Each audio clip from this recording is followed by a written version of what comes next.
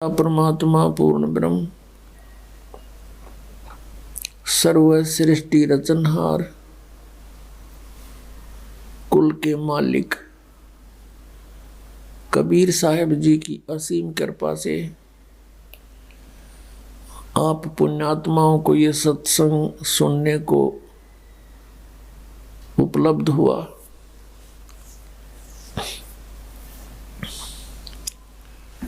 मानुष जन्म दुर्लभ है, ये मिले न बारंबार। तरवर से पत्ता टूट गिरे भाई, फिर नहीं लगता डार। परमात्मा ने हमें आके ज्ञान कराया है कि आप जी कोई मनुष्य शरीर मेरी कृपा से प्राप्त है, अन्यथा ये काल आपको मनुष्य जन्म नहीं देता।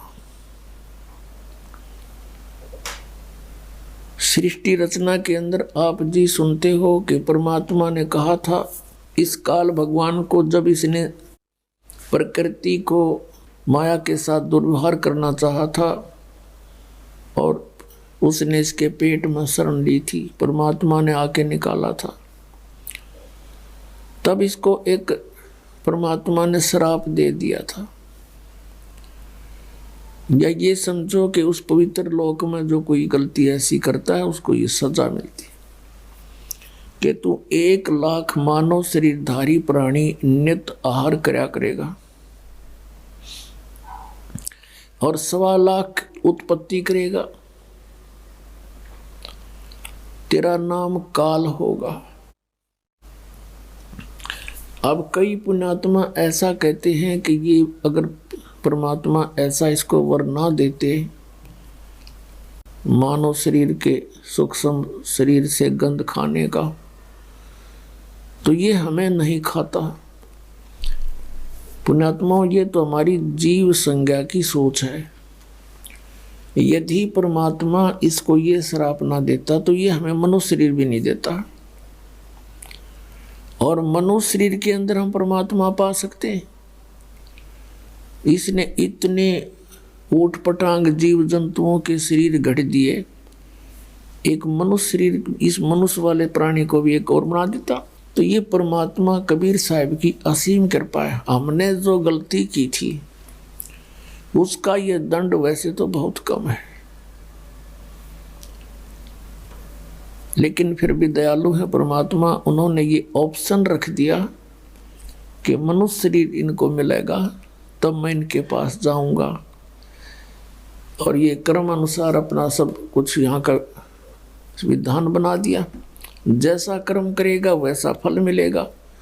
तो ये यहाँ के प्रभु जितने हैं, श्री ब्रह्मा जी, विष्णु जी, शिव जी, दुर्गा, ब्रह्म और जितने भी यहाँ के जो अन्य देव हैं, ये केवल प्राणी को उसका किया हुआ जैसा कर्म है वैसा ही दे सकते हैं। यदि पाप कर्म है तो पाप भी भोगने पड़ेंगे, यदि पुण्य है तो पुण्य भी प्राप्त होंगे। फिर वो परमात्मा यहाँ आएगा, अपना यथार्थ विधान आपको बताएगा कि इन पापों का नाश भी हो सकता है, और वो अभी तक मंत्र किसी के पास नहीं था। जैसे खेती तो चौथे सतयुग से करते हुए आ रहे हैं किसान, अभी तक ये औषधि की खोज नहीं हुई थी कि फसल के अंदर जो खरपतवार उत्पन्न हो जाता है उसको ऐसी कोई औषधि नहीं थी जो उसको समाप्त कर दे और फसल सुरक्षित रह जा। अब उसकी खोज होगी। फसल में कितना ही खरपतवार हो, एक ऐसी मेडिसिन खोज कर दी है वैज्ञानिकों ने कि सिंचाई करते समय जल के अंदर उसको डाल दिया जाता है, वो सभी फसल के अंदर से पानी वाटर के साथ चली जाती है और गेहूं का कोई फसल को हानि नहीं करती, खरपतवार का नाश कर देती है, जिससे वो फसल अच्छी तरह फल फूल जाती है। इसी प्रकार परमात्मा का ये सत्य नाम जो है, सच्चा नाम 2 अक्षर का, और तीसरा सार नाम, वो तो कहना ही क्या है। ये वो औषधि है जो हमारे पापों का नाश कर देती है, पुण्य सुरक्षित रह जाती है। जब ही सतनाम हृदय धरो भयो पाप को नाश। और जैसे चिंगारी अग्नि की भाई पड़े पुराने घास। परमात्मा ने बताया कि आपके सभी पाप ऐसे नाश हो जाएंगे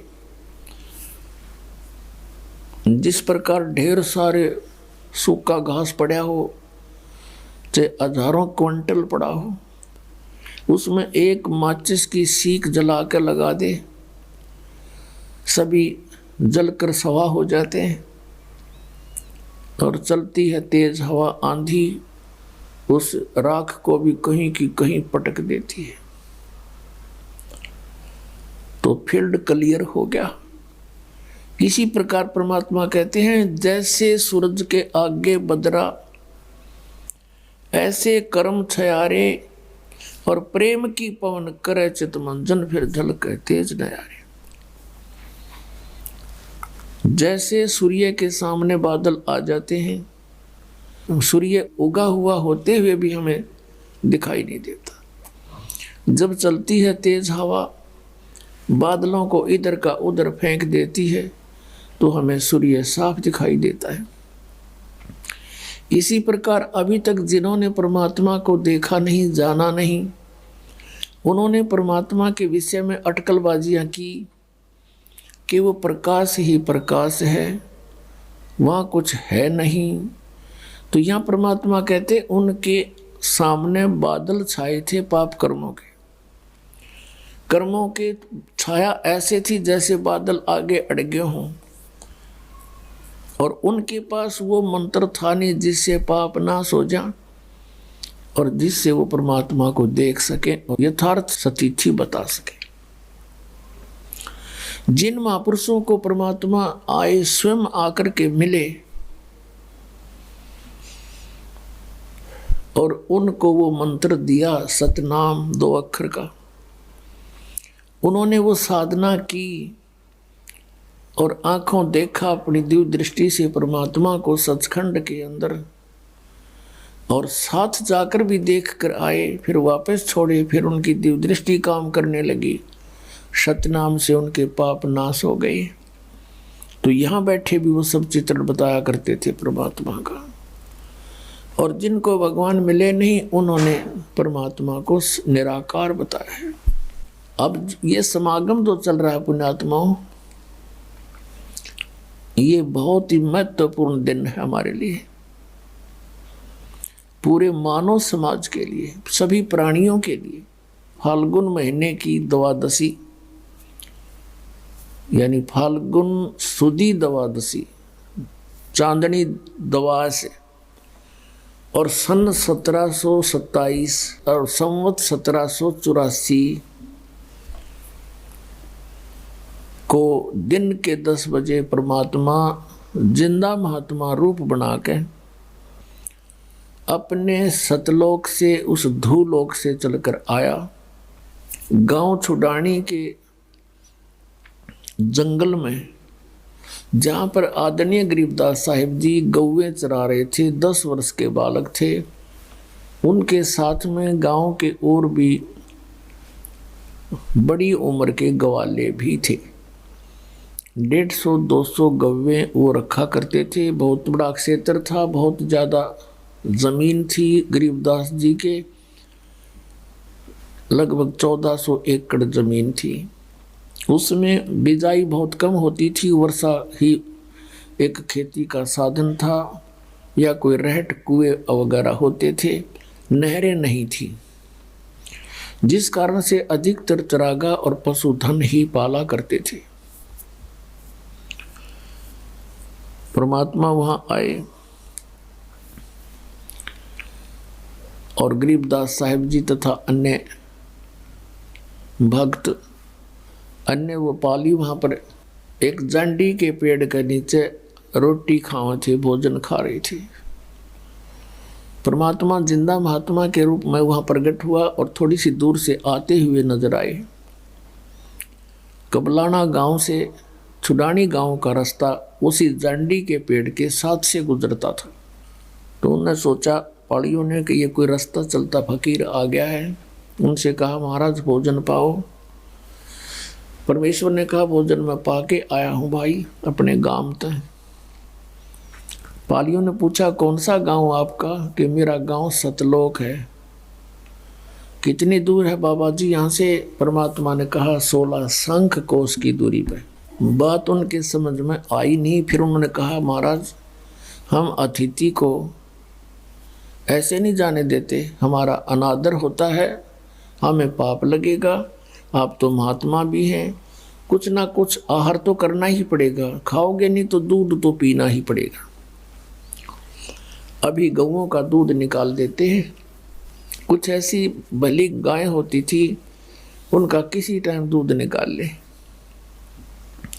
परमेश्वर ने कहा भी मैं कुंवारी गाय का दूध पीता हूं, पिला दो।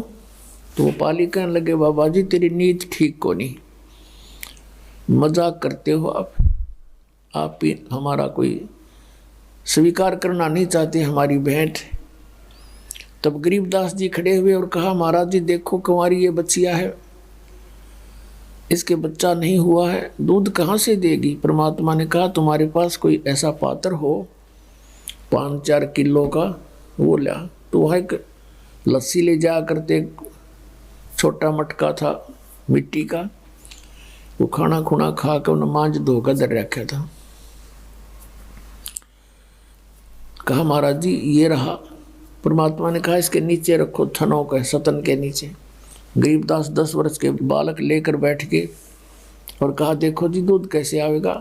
परमात्मा ने कमर पर थपकी मारी उस गऊ के और कहा बेटा ऐसे आएगा। उसी समय लंबे लंबे सतन हो गए और दूध का पात्र भर दिया, धार चल पड़ी। तो आधा परमात्मा ने पिया, शेष उन पालियों से कहा ले भाई तुम भी पी लो ग्वालो, ये अमृत है, ये सचखंड सतलोक से आया है। वो पाली तो कहने लगे हम नहीं पियो, पाप का दूध है, कुंवारी गाय का है, जंतर मंत्र से किया है, और तेरा पता ना तू किस जाति का है।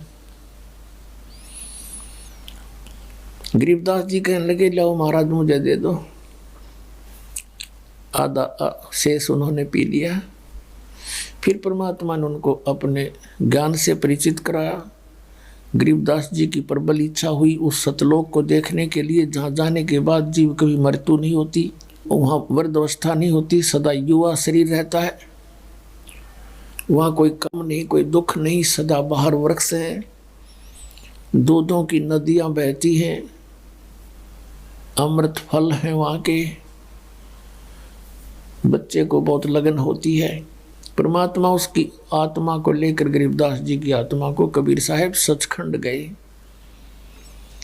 और वहाँ अपनी सारी स्थिति से परिचित कराया। उधर से बच्चे को मृत जान करके कुछ देर के बाद देखा पालियों ने कि ये तो बोल नहीं रहा, हिला डुला कर देख मृत पाया।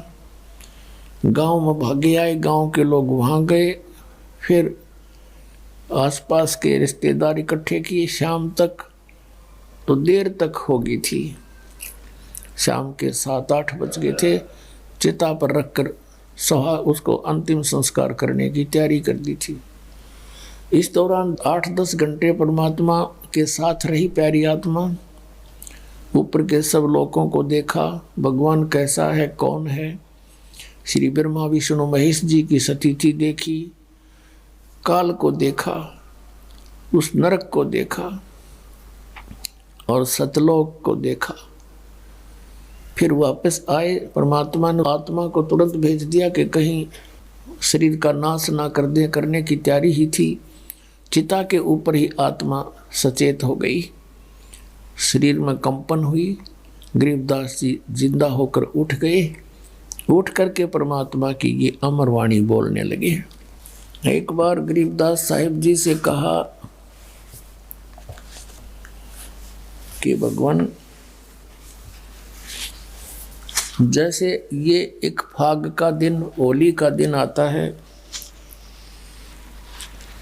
तो अन्य व्यक्ति कहते हैं कि आओ जी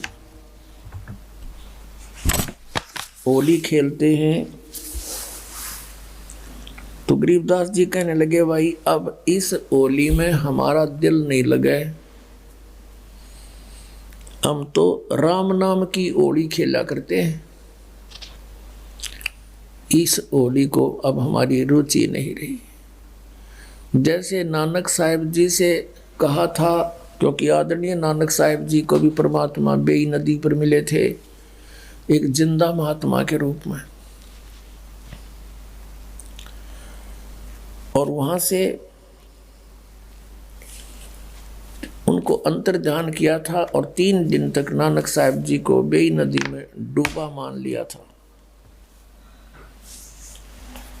और फिर उनको भी इस लोक की सचिथि से और सतलोक की महिमा से और सतपुरुष की महिमा से परिचित करा के, अपने आप से परिचित करा के उनको फिर वापस भेज दिया था। तो फिर उनको भी ये लोक ऊट पटांग सा नजर आने लगा। तो नानक साहिब जी भी मायूस रहते थे। जैसे आप पढ़ते हो कि उनकी पहली उदासी माने बिल्कुल संसार से विमुख हो गए, नौकरी त्याग दी। लेकिन आदेश परमात्मा का था कि बच्चा तुम यहाँ प्रचार करो, मेरा गुणगान करो। परमात्मा चारों युग में आए हैं और कहा कि चारों युग में मेरे संत पुकारे और कूक कहा हम हेल रे, या हीरे माणिक मोती बरसे यो जग चुगता ढेल रे। परमात्मा ने कहा कबीर साहब ने कि चारों युगों में मेरे संतों ने मुझसे परिचित होकर के महिमा गुणगान किया मेरा, जनता को सच्चाई से परिचित करा, लेकिन कोई नहीं माना। हीरे माणिक मोती बरसे ये जग चुगता ढेल रे। सत्य भक्ति सतनाम सच्चे मंत्रों रूपी हम, सत साधना शास्त्र अनुकूल साधना रूपी, तत्व ज्ञान रूपी हम मोती बरसाते हैं, हीरे मोती बरसा रहे हैं।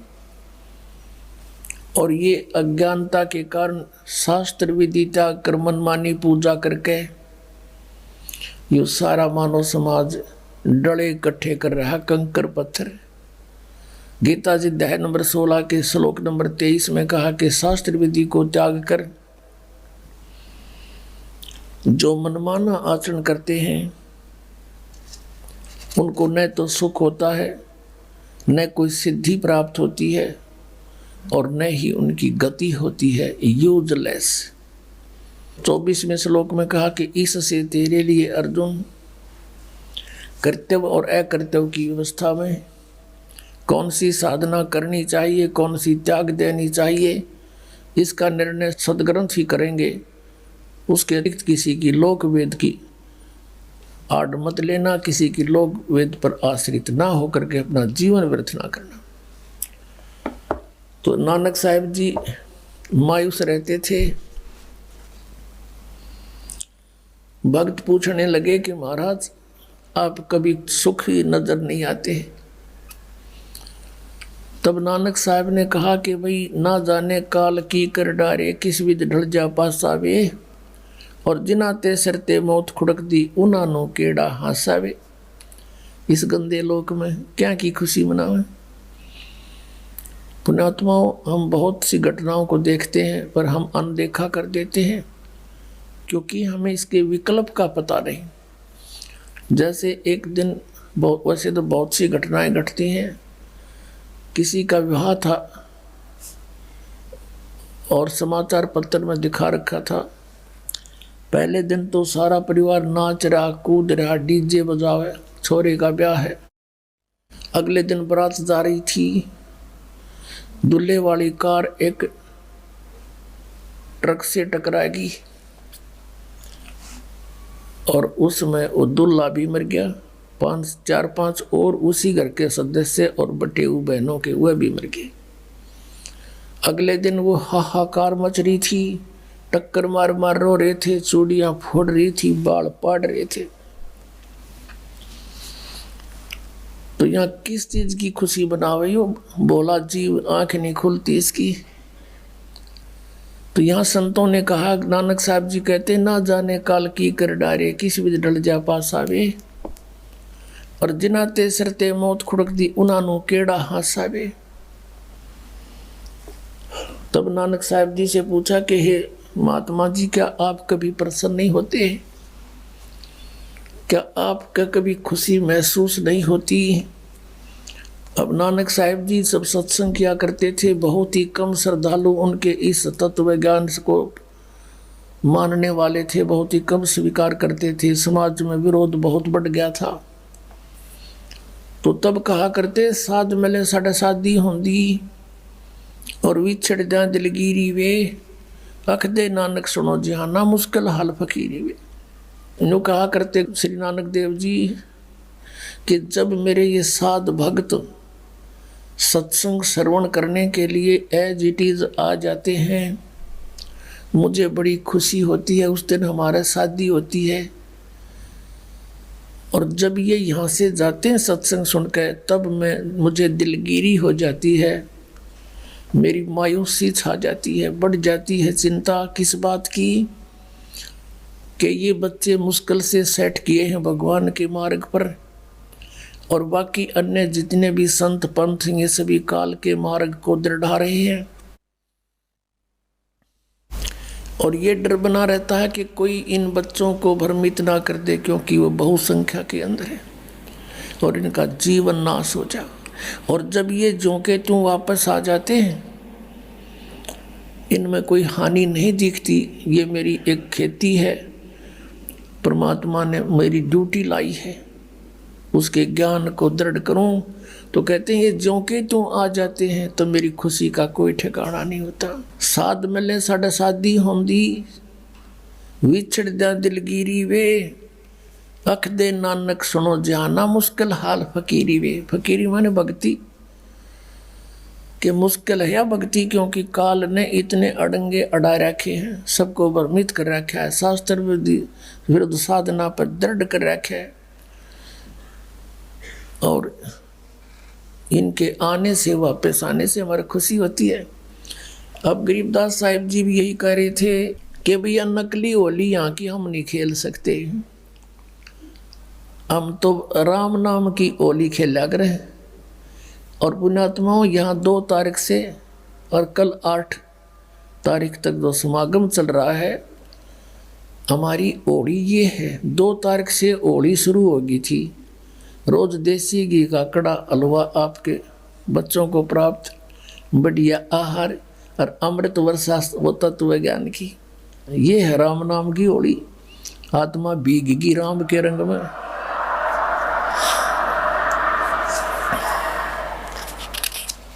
आप जी ने कबीर सागर में कल पढ़ा था कि परमेश्वर कबीर जी ने कहा था कि 12वां पंथ जो गरीबदास जी का होगा, उसमें गरीबदास जी के द्वारा मेरी महिमा की वाणी प्रकट होगी। यथार्थ ज्ञान मैं उसके माध्यम से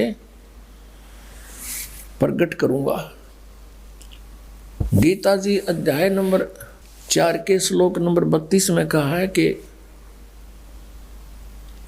उस परमेश्वर के मुख से उच्चारित वाणी में ये भक्ति मार्ग यज्ञों की जानकारी विस्तार के साथ कही गई है। वो ज्ञान है और वो परमात्मा ने खुद अपने मुख कमल से बोला है। वो सच्चिदानंद ब्रह्म की वाणी है, वो तत्व ज्ञान है। 4 अध्याय के 34वें श्लोक में गीता जी में कहा कि उस ज्ञान को तू तत्वदर्शी संतों के पास जाकर समझ, वो परमात्म तत्व के जानने वाले तुझे उस तत्व ज्ञान का उपदेश करेंगे। इससे सिद्ध है कि गीता ज्ञानदाता भी कंप्लीट स्पिरिचुअल नॉलेज नहीं रखता। ऑप्शन छोड़ दिया कि उसको तो तत्वदर्शी संत बताएंगे जो पूर्ण कंप्लीट ज्ञान है। तो वो कंप्लीट ज्ञान कबीर परमेश्वर ने स्वयं अपने मुखारविंद से बोला था। कबीर वाणी, कबीर बीजक, कबीर जी की साखी, ये सब मालिक ना आकर बोली थी। कहा 33 अरब ज्ञान हम भाख्या और मूल ज्ञान हमने गुप्त ही रखा। तो उसमें बहुत विस्तार के साथ कहा है। तो वो ज्ञान फिर कबीर पंथ के व्यक्तियों ने, घुसे हुए काल के दूतों ने कबीर सागर में कुछ गड़बड़ी की, तो परमात्मा ने गरीबदास जी के कंप्यूटर में डाल दिया अंतःकरण में सारा ज्ञान। फिर उन्होंने एज ए टेप रिकॉर्डर पे बोल दिया। वो वाणी आपको सुनाते हैं। क्या बताते हैं? तेरे दर्पण दाग लग्या रे, तेरे दर्पण दाग लग्या रे भैया रे, तेरे दर्पण जड़पाहन जगत ठग्या रे। अब क्या बताते थे गरीबदास साहब जी परमात्मा से प्राप्त ज्ञान को कि उस समय छुआछात बहुत थी और ब्राह्मण वर्ग अपने आप को बहुत ज़्यादा श्रेष्ठ मानते थे। एक जाति का अभिमान चरम सीमा पर था। उस समय उनको समझाने के लिए चेष्टा की थी कि भाई परमात्मा के घर में हिंदू ब्राह्मण शूद्र ये नहीं है, ये तो कर्माधार से मानव ने अपने डिवाइड किए थे काम। अब तुम एक दूसरे से इतने दूर हो गए, तुम एक पिता की जीव हो, माँ के पेट में भी तुम एक ही स्थिति में थे। ब्राह्मण भी बाहर आया माँ के गर्भ से जब जेर में लपेट का आया था, और बाहर ना कर तू ना धोगा ब्राह्मण बन गया। और ऐसे ही शूद्र आया था, ऐसे ही क्षत्रिय, ऐसे ही वैसे आया था। तो अंतर है कर्म का। कहते ऊंच नीच इस विध है लोई, और कर्म कुकर्म कहाँ में दोई। बुंडे कर्म करनिया, दुष्ट कर्म करनिया, चाहे कोई ब्राह्मण है, चाहे क्षत्रिय शूद्र है, वैसे है, वो तो नालायक आदमी है, दुष्ट है। और अच्छे काम करनिया किसी भी जाति में है, वो नेक आत्मा है।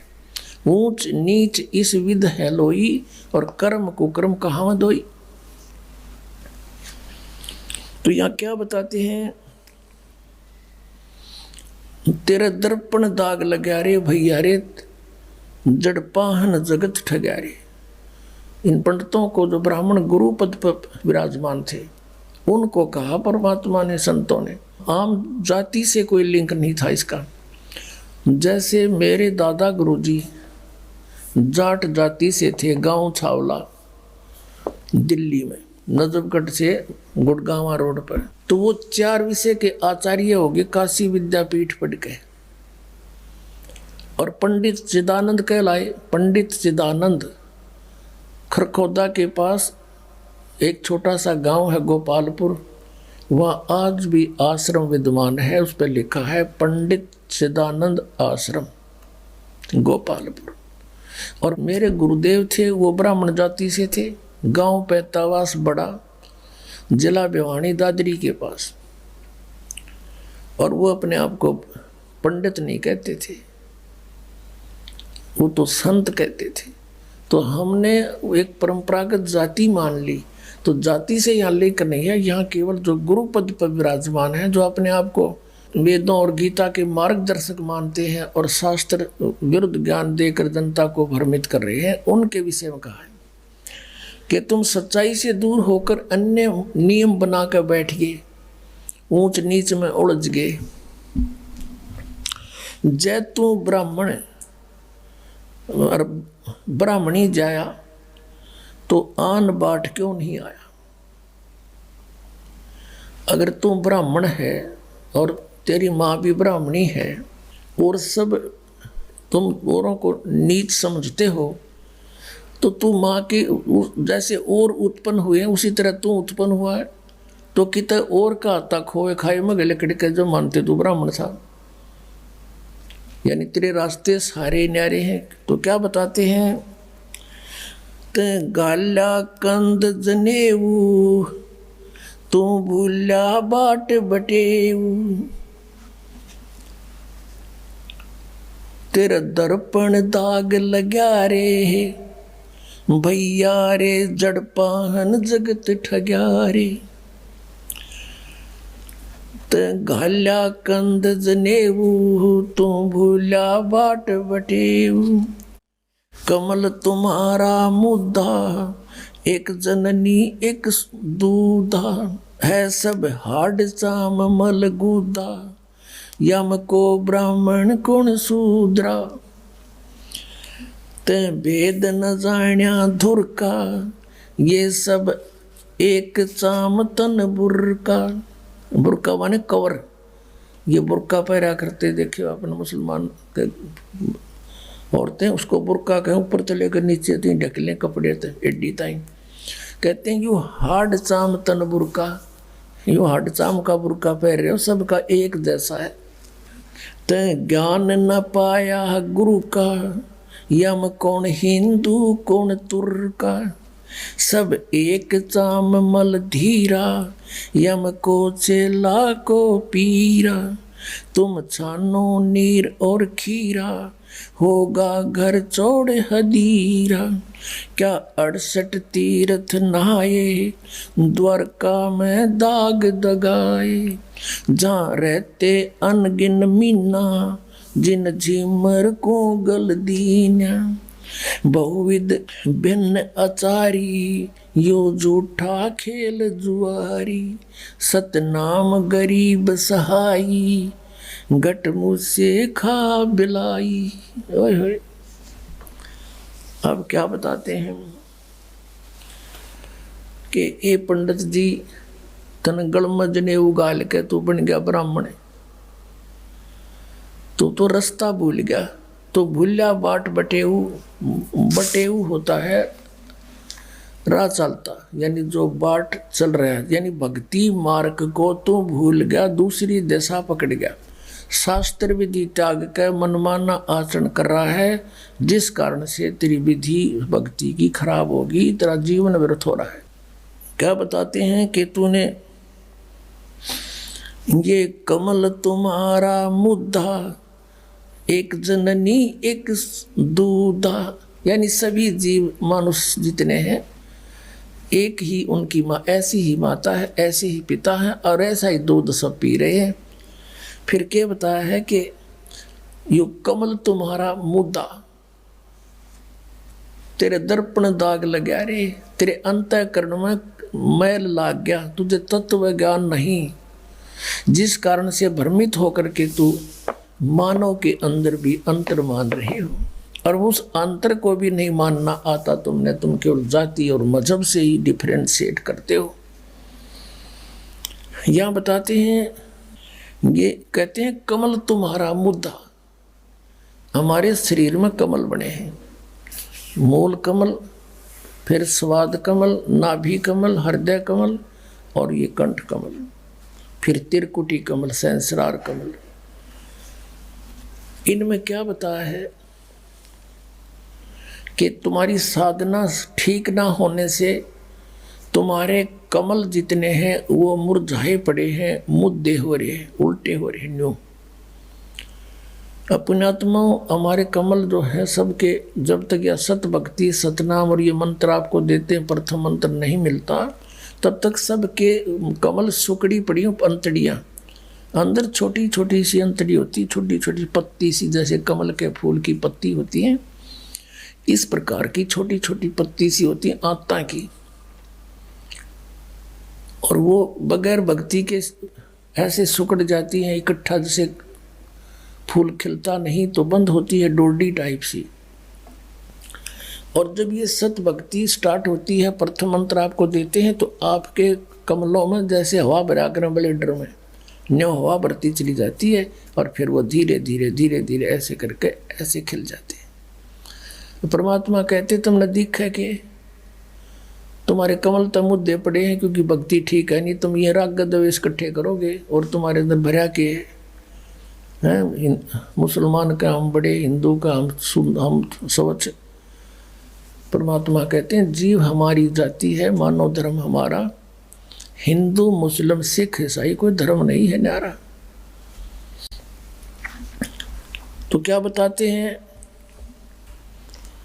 कि कमल तुम्हारा मुद्दा, इसलिए तुम सच्चाई को पकड़ नहीं पाते। परमात्मा ने मुसलमानों को भी समझाया है, कबीर साहब जी ने क्या कहा कि वही मोहम्मद, वही महादेव और वही आदम, वही ब्रह्मा, दास गरीब दूसरा कौन है, देख अपने घर में। हजरत मोहम्मद जो है भगवान शंकर के लोक से आया हुआ एक पुण्यात्मा प्राणी था, स्वर्ग के उनका गण था, वहाँ से उसकी जब समय समाप्त हो जाता पूंजी पुनों का, फिर उसको एक मनुष्य जन्म पृथ्वी पर मिलता है। और वहाँ आकर के फिर इनको फरिश्तों ने आकर के ज्ञान दिया। फिर कहते हैं वही मोहम्मद, वही महादेव और वही आदम, वही ब्रह्मा। और आदम जी जो आए थे वो ब्रह्मा के लोक से आए हुए पुण्य प्राणी थे। कहते तुम अगर देखना चाहो तो अपने कमल खोलो, उनमें देखो, फिर पता लग जा, थारा झंझटा मिट जा। ये आदम जो है वही ब्रह्मा के लोक से आया हुआ था, और यहाँ अपने कमाई जो इसने की वह बर्बाद करी, और फिर पितृलोक में पहुंच गया, वहां विराजमान है। तो क्या बताते हैं, तै भेद न जाण्या धुर का, सब एक चाम तन बुर का। तन दुर का ज्ञान नहीं, पूर्ण ज्ञान नहीं है। ये सब का एक जैसा शरीर, एक बुरका है, ऊपर तक कवर सा कपड़े का कपड़ा डाल रखा है तुम्हारे ऊपर, चोला। तै ज्ञान न पाया गुरु का, इसमें कौन हिंदू को तुर का। कबीर साहब कहते हैं, गुरु बिन का हुन पाया ज्ञाना, जो थो था बुस छड़े मूड किसाना। गुरु बिन वेद पढ़े जो प्राणी, समझे न सार रहे अज्ञानी। तो यहाँ गरीबदास जी कह रहे हैं, ते ज्ञान न पाया गुरु का, तेने गुरु नहीं मिला तुमने। यम कौन हिंदू कौन तुर्क का, इनमें कौन हिंदू कौन तुर्क है। एक परमात्मा के बच्चे सारे, तुम यार एक दूसरे ने लाठी ठाए खड़े हैं। परमात्मा कहते हैं, कोई कहे मारा राम बड़ा है, कोई कहे मारा राम बड़ा है, कोई कहे खुदाई रे, कोई कहे ईसा मसीह बड़ा है। ये बाटा रहे लगाई रे, कोई कहे हमारा राम बड़ा है।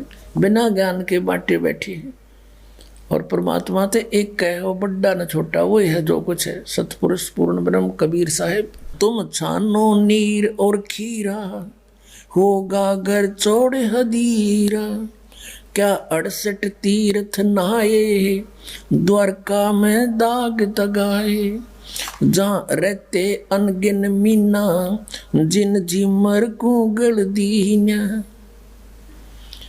तुम कहते हो कि स्नान करने जाते हो, तीर्थों में जाते हो, द्वारका में, मथुरा में और जगह, गोमती गोदावरी, कहते उन तीर्थों में तुम नहाने जाते हो, और वहाँ पर मछलियाँ रहती हैं, और वो ना पा रही उन तंजीमर पकड़ के ले जा काट दो ना 2 मिनट में। बताओ, तुमसे पहले तो वो वहीं ना थी विद्वान, तुम्हारी पर भी लगने पहले भी वो जीव जंतु उसमें थे, वो तो आपसे पहले पार हो जाने चाहिए थे। तो यहाँ बताते हैं, तुम छानो नीर और खीरा, होगा घर चौड़े हदीरा।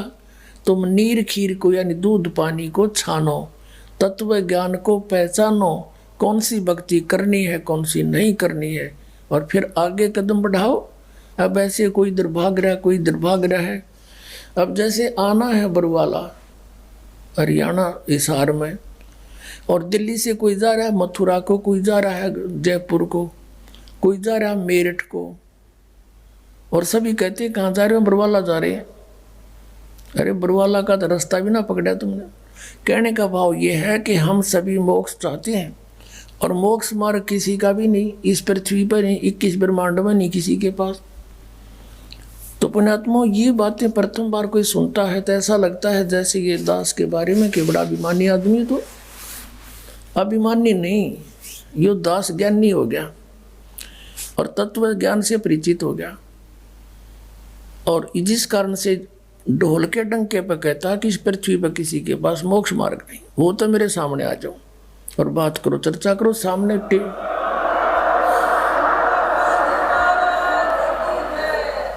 और कराओ एक चैनल बुक, और होने दो। ये होने लग रहा है साधना चैनल पर, सब छुपे बैठे, कोई नहीं आगे आता। नहीं आओगा, जनता तो समझदार है, पता लगेगा कि क्यों छुपे बैठे हैं। इतना कुछ कह रहा है ये दास, कोई नहीं बोलता। बहुविध भिन्न आचारी, यो झूठा खेल जुआरी। सतनाम गरीब सहाई, गट मुझसे खा बिलाई। कहते हैं एक सतनाम, गरीबदास जी कहते हैं एक सतनाम ही सच्चा सहारा है जीव का, अन्यथा ये मन इस जीव को दुखी कर रहा है। बर्बाद कर रहा है। आज हमारे रंग संत समागम है रे, कथा कीर्तन गावन जावन बहुत सुने प्रसंग, मन की कुटिलता छूटत नाही यो मन बसे भुजंग, दिल दरिया में भंवर पड़त हैं उठत अंत तरंगा, त्रिकुटी महल में जा बसोरे जा बह शेष मुख गंगा, कहा कहूँ कछु कही न जाइए मूरत अचल बिहंगा, अरस पियाले सत मद वाले कहा को गोटो भंग, कहा कहूँ कुछ कही न जाई मूरत अचल बिहंग, अरस पियाले सद मत वाले काहे को गोटो भंग, दास गरीब मिटे सब झगड़ा भाई करो साध सतसंग, गरीब दास मिटे सब झगड़ा करो साध सतसंग। अब क्या बताते हैं, भेड़ पूछ को पंडित पकड़े ये भादो नदी बिहंगा, गरीब दास व भव जल डूबे जहाँ नहीं साध सतसंग। क्या बताते हैं कि कबीर साहब कहते हैं कि कबीर इस संसार को समझाऊं कै बार, ये पूछ पकड़ के भेड़ की और उतरा चाव पार। पुणात्माओं, जब आप इस तत्व ज्ञान से परिचित हो जाओगे, कलेजे में कारण पूरी चोट लगेगी आपके कि कहाँ छुपा था ये अमृत ज्ञान। हम परमात्मा ने लिखा अपनी वाणी में कि ये बूरा के स्थान पे रे ही खा रहे हैं।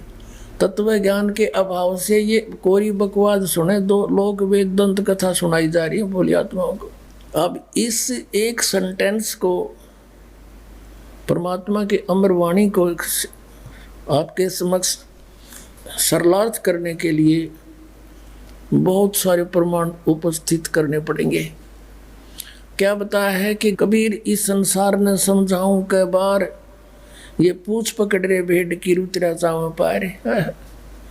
उसी वही वाणी जो कि तू उनसे प्राप्त गरीबदास जी ने जो कहा, तो उसी तरह भावार्थ कहा है कि भेड़ पूछ को पंडित पकड़े ये भादो नदी बिहंगा, गरीबदास व भाव जल डूबे जहाँ नहीं साध सत्संगा।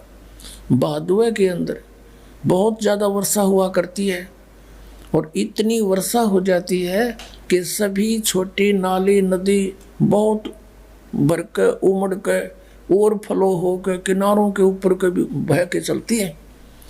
परमात्मा कहते हैं ये संसार सागर, ये संसार से पार होना समझ लो भादुए की नदी है, और उससे पार होने के लिए किसी गुरु ने विधि बता रखी है कि भेड़ की पूंछ पकड़ ले या तुझे पार करेगी। क्वाइट इम्पॉसिबल, बिल्कुल असंभव, वो क्रियाएं आपको दे रखी है इन नकली गुरुओं ने। जैसे राधा स्वामी, धन धन सतगुरु, सच्चा सौदा, सिरसा वाले, जय गुरुदेव वाले, ये सारे पांचों नाम काल के दें और बात करें सचखंड जान की भेड़ की पूंछ पकड़ के और दरिया पार चुकाना चाहते हैं। उसकी विधि है दरिया पार होने की, एक नौका हो, बढ़िया मल्ला हो और फिर बहरों से बचाता हुआ परले किनारे जा छोड़े। वो तत्वदर्शी संत हो, सतनाम रूपी नौका हो, तो बहुजल से पार होने में कोई दिक्कत नहीं, और सच्चा गुरु साथ उसका मल्ला हो, खेवटिया हो। सूरत नृत से जीना वो कैसे नजर आवे, पट्टन घाट परम पद पैड़ी उतरेंगे परवीना,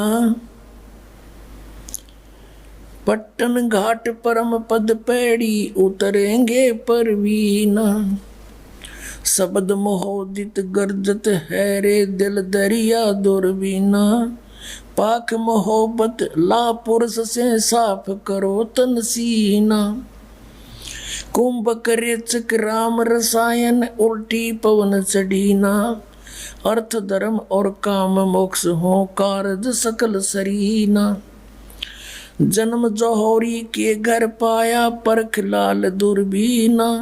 तीन लोक का राज दिया तो सुरपति कहा कमीना। गर्व गुमान दूर कर बोरे ये तो बात भली ना। आदीनी की राह पकड़ ले होए रहो सबसे हीना। बड़े बड़ों तो मूल गंवाया छोटे बड़े करीना। काम देनु काया के माही अमृत दू कर पीना। तन के जोगी और मन के भोगी इंद्री नहीं कसीना।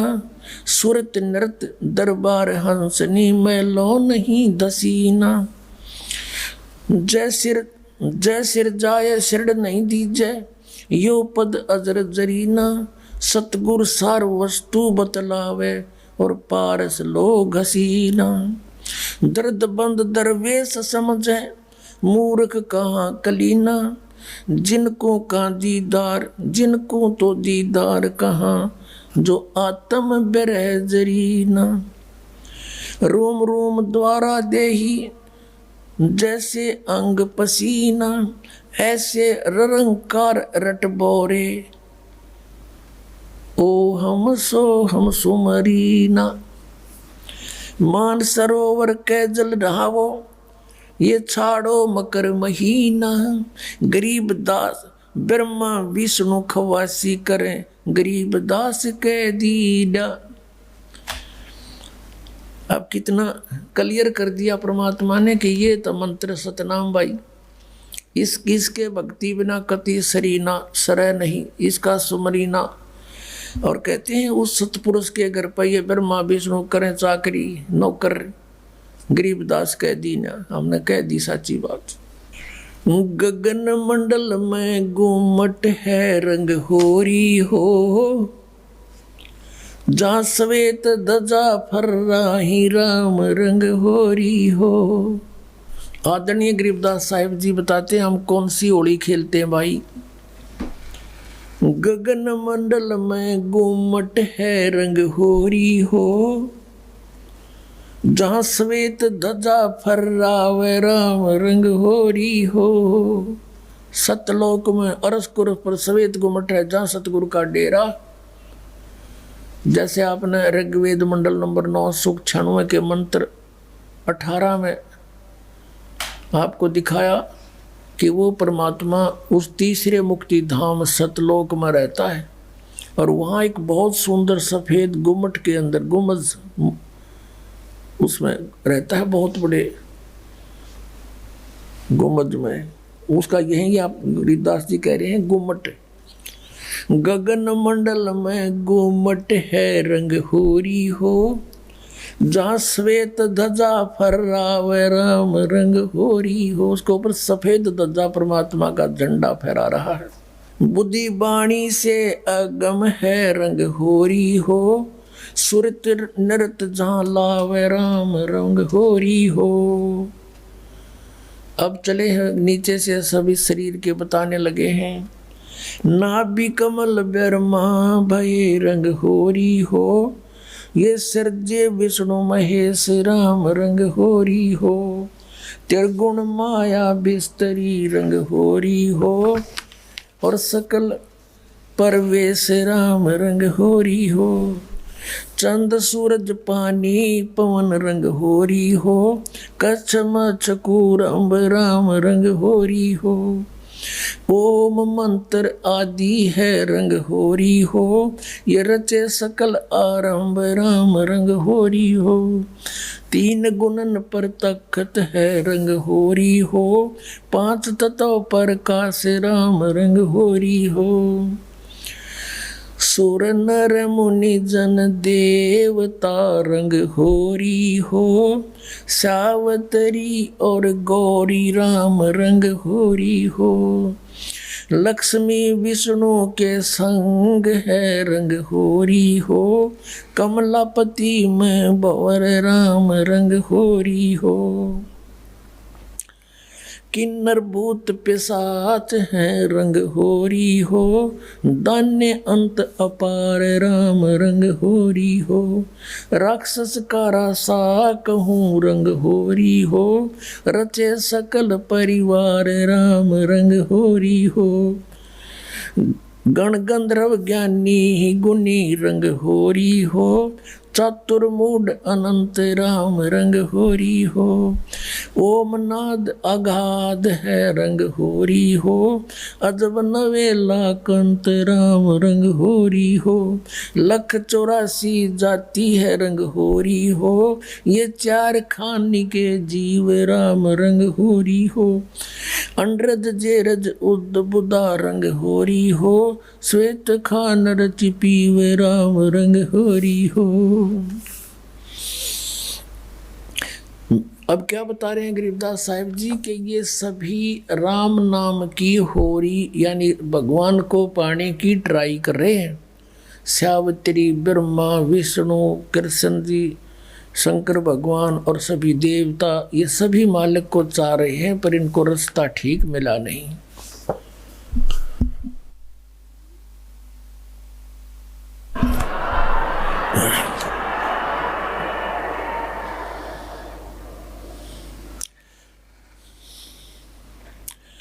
आत्म और परमात्मा रंग होरी हो, एक देही में 2 राम रंग होरी हो।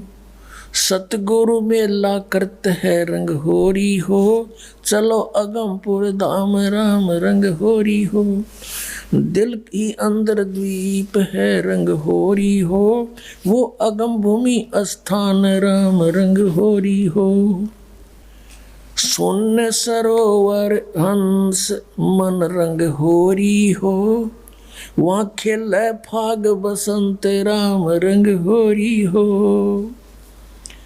कहते सुन सरोवर में यानी ऊपर सुन शिखर में एक सरोवर है, मान सरोवर है, और वहाँ सभी आत्माओं का पति वो एक दुल्हा यानी सतपुरुष वहाँ परमात्मा है, उसके साथ हम सब होली खेलेंगे, या नकली दुल्हों के साथ हम होली खेलते हैं। बहुत दिन बीत गए। क्या बताते हैं? सोन सरोवर अंश मन रंग होरी हो, वहाँ खेले फाग बसंत राम रंग होरी हो। विष्णु शंकर से खेल ही रंग होरी हो, ये सुर नर मुनि जन संत राम रंग होरी हो। वो दुल्हा साहब एक है रंग होरी हो, ये दुल्हन शंख असंख राम रंग होरी हो। घाट बाट इनको पावे नहीं रंग होरी हो, वो अवगत मार्ग बंक राम रंग होरी हो। अब क्या बता रहे हैं कि सभी ये ब्रह्मा विष्णु महेश और सभी उस परमात्मा से होली खेलने के लिए फिर रहे हैं, ट्राई कर रहे हैं, और वो दुल्हा एक है सतपुरुष जिसको सभी खोज रहे हैं, और दुल्हन शंख असंख राम रंग होरी हो, वो दुल्हा साहिब एक राम रंग होरी है। यानी उसी से खेलने बात बनेगी, उसी की प्राप्ति के लिए प्रयत्न करने से आपका जीवन सफल होगा। इसका कहने का तात्पर्य, आप किसी अन्य के साथ होली खेलते हो, जैसे एक तो इस यहाँ का जो त्योहार होली इससे मिलता जुलता एक उदाहरण दे रहे हैं कि जैसे आप जी अपने पति के साथ होली खेलती हैं या कोई और नाती से खेलते हैं। कहते हैं कोई तो ब्रह्मा जी को इष्ट मान कर उसकी पूजा कर रहा है, उसके होली खेल रहा है, कोई विष्णु जी से खेल रहा है, कोई शंकर जी से खेल रहा है, कोई हनुमान जी से खेल रहा है, कोई श्याम जी है, और कोई भैरव भूत बतालों से। कहते तुम इनसे होली खेल रहे हो, इसे कोई यूज नहीं। वो एक है होली खेलन जोगा सतपुरुष, उससे खेलो होली। ये नकली होली इन गिला खेलते हैं, बहुत दिन हो गए। ये भी नासवान, तुम भी मृत्यु को प्राप्त हो जाओगे। श्रीमद् भगवत गीता अध्याय नंबर 4 के श्लोक नंबर 5 और 9 में गीता ज्ञानदाता कहता है, अर्जुन तेरे और मेरे बहुत जन्म हो चुके, तू नहीं जानता मैं जानता हूँ। फिर गीता जी अध्याय नंबर 2 के श्लोक 12 में कहा कि अर्जुन, तू ये मत समझे कि तू और मैं और ये सभी राजा पहले ना जन्मे थे या आगे जन्म नहीं होगा, अर्थात तू और मैं और ये सभी सैनिक पहले भी जन्मे थे, आगे भी जन्म होगा। 10वें अध्याय के दूसरे श्लोक में गीता में कहा, गीता के अन्नदाता ने, कि मेरी उत्पत्ति को न ये देवता जानते न ऋषि जानते, क्योंकि ये मुझसे उत्पन्न हुए हैं। तो पिता की उत्पत्ति को संतान नहीं जान सकती, दादाजी बताया करता है। तो इस काल की उत्पत्ति परमात्मा कबीर परमेश्वर जो सबका बाबा, सबका दादा, सबका जनक है, उसने आके बताया कि इसका भी जन्म होता।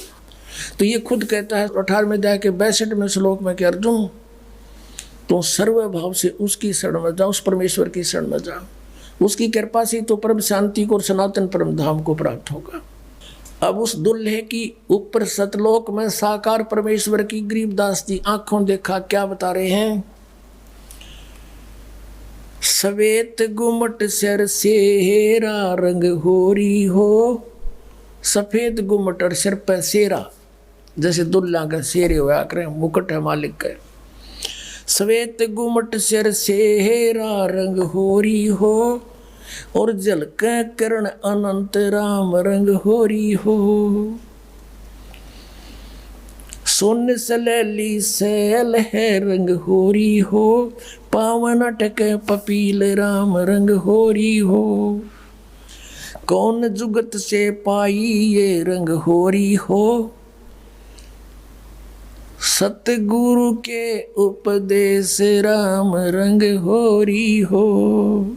अब कहा कि कैसे उसको प्राप्त करें, कौन युगत से, कौन साधना से उसको पावें, क्या युक्ति है उसके पाने की। उत्तर भी आप ही दे दिया कि सतगुरु कहे उपदेश राम रंग होरी हो, कि सतगुरु मिले और फिर वो आपको उपदेश दे। पुण्यात्मा, ये अभिमान ना समझना, यथार्थ ज्ञान जानना कि इस पृथ्वी पर सतगुरु नहीं इस दास के अतिरिक्त, और सतगुरु बिना मोक्ष नहीं। अब ये झूठे गुरु भी हैं और ये अपने आप को सतगुरु भी कहलाते हैं। तो सतगुरु के कहने से, फीत लगाने से सतगुरु नहीं होते। जैसे कबीर परमेश्वर कहते हैं, खरना हो के हरि कबहू, सिंह की खाल उड़ाए। यदि गधे ने शेर की खाल उड़ा दे, वो शेर नहीं बन सकता, शेर जैसा जरूर दिखाई देता है। एक कुमार शरारती सा था, उसने किता एक शेर मरा पा गया, उसकी खाल उतार ली, अपने गधे पर डाल दे और खेतों में छोड़ दे। खेतों में रखवाले रहते थे फसल के। वह चांदनी रात में उन्हें देखा कि वही कौन आ गया। पहले से सोचा कोई पशु आ गया, चल लठ लेकर गए। इतनी दूर से देखा चांदनी में शेर हवाई, सारे ने डांक ठोक दी, भाग गए गाँव में। अब वो छक्के खा के खेती अपने सामने, वो सुबह सुबह वक्त से कुमार फिर आके ले जाए उसने। ऐसे कई दिन बीत गए, बहुत सा नुकसान भी हो गया।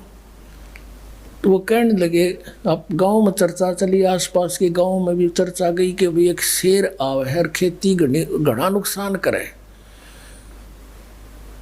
और तो एक कुम्हार ने सुन ली, उसने सोचा भाई शेर खेती तो नहीं खा सकता, फसल तो खाता ही नहीं वो।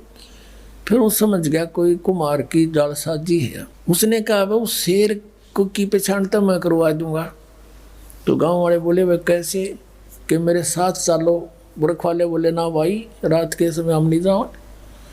उसने उनको समझा बुझा के तुम वृक्षों पर चढ़ जाइयो और मैं भी तेरे साथ चढ़ जाऊंगा, कुछ लीला करना चाहूँ, मेरी सहयोग दो। चल भाई। वो अपने 5-4 गधे आके ले गया उड़े, और वो छोड़ दिए फसल तो बाहर बनी में थोड़ी सी दूरी पे, और वो चढ़ गए वृक्षों पर। अब उसको भी डाउट था कि सचमुच शेर हो।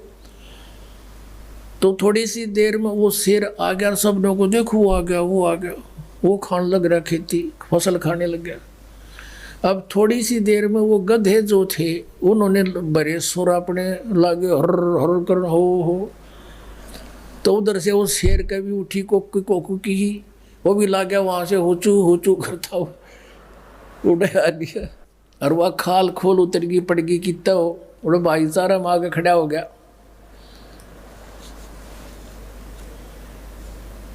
तब वो उनकी मच्छी बदी कुमार ने तो पहचान दिया कि जो प्रतीक सागी गद आए है।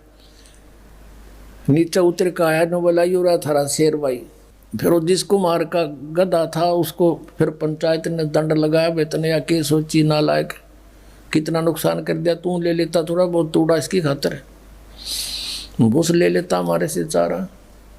तो कहने का भाव ये है कि गधे और शेर का बोली तो मेरा पटेगा, सतगुरु का पता नकली और असली का इस ज्ञान से पता चलेगा। ये बोली है, बोली से पता चलेगा कौन सतगुरु है, कौन सतगुरु नहीं है, कौन नकली है, कौन असली है। अब क्या बताते हैं, खेचरी भूचरी चाचरी रंग होरी हो, खेचरी भूचरी चाचरी रंग होरी हो, और अकल अगोचर जान राम रंग होरी हो, उन मनी घर आसन करो रंग होरी हो, वो पावे पद निर्वाण राम रंग होरी हो, द्वादश दल में बैठिए रंग होरी हो, उल्टा नाभ समो राम रंग होरी हो, तिरकुटी भंवर गुंजार ही रंग होरी हो, और स्वर्ण कलश को है रंग होरी हो, अमृत धारा बरस ही रंग होरी हो, ये पीवन संत सुजान राम रंग होरी हो। फिर क्या बताते, नाम की सरवर ए नहीं रंग होरी हो, होता मूल उचार राम रंग होरी हो। कहते हैं कि ये चाचरी भूचरी खेचरी उन्मनी इनसे मालिक प्राप्ति नहीं है, नाम की सरवर है नहीं रंग होरी हो, यानी नाम की बराबरी कुछ नहीं कर सकता, नाम से जो लाभ होगा। नाम की सरवर है नहीं रंग होरी हो, ओता मूल उचार राम रंग होरी हो, यानी जिसके पास वो मूल मंत्र है, मूल ज्ञान है, मूल नाम है, उससे लाभ होगा। फिर बताते हैं, काल कर्म का नाश कर रंग होरी हो, अजप्पा जाप जपै राम रंग होरी हो। अजप्पा श्वास उश्वास से, पान अपानम भेव राम रंग होरी हो, तन मन की जपेस राम रंग होरी हो, श्वासा सुमरण कीजिए रंग होरी हो, ऐसे हो परवेश राम रंग होरी हो। कहते श्वासा सिमरण कीजिए, श्वास उश्वास से सिमरण कीजिए, ऐसे प्रवेश होगा उस महल में जहाँ सब सखियों का दुल्हा रहता है। श्वासा सुमरण कीजिए रंग होरी हो, ऐसे हो परवेश राम रंग होरी हो, नाम की सरवर है नहीं रंग होरी हो, होता मूल उचार राम रंग होरी हो, काल कर्म का नाश करे रंग होरी हो, अजप्पा जाप जपंत राम रंग होरी हो, ओम सोम नाद भरे रंग होरी हो, ये परख नवेला कंत राम रंग होरी हो। ये सतनाम बताया है कि इससे उस नाम के द्वारा श्वास उश्वास के सिमरण जप्पा जाप से उस सतलोक में जाया जाएगा। मन राजा खेलन चला रंग होरी ओ, तिरबेणी के तीर राम रंग होरी हो, मन राजा खेलन चला रंग होरी हो, पर पटन की सैल राम रंग होरी हो, पावन टके पपील के रंग होरी हो, ये पंडित लादे बैल राम रंग होरी हो, जावा महल कबीर का रंग होरी हो, राई ना ठहराव राम रंग होरी हो, चार वेद पंडित पढ़ा रंग होरी हो, ये 52 अक्षर लेख राम रंग होरी हो, वो अक्षरयाम नहीं रंग होरी हो, वो रहे सतलोक में राम राम रंग होरी हो। इसमें क्या बताया है कि इन तुम चारों वेदों में वो मंत्र नहीं है जिससे परमात्मा मिले।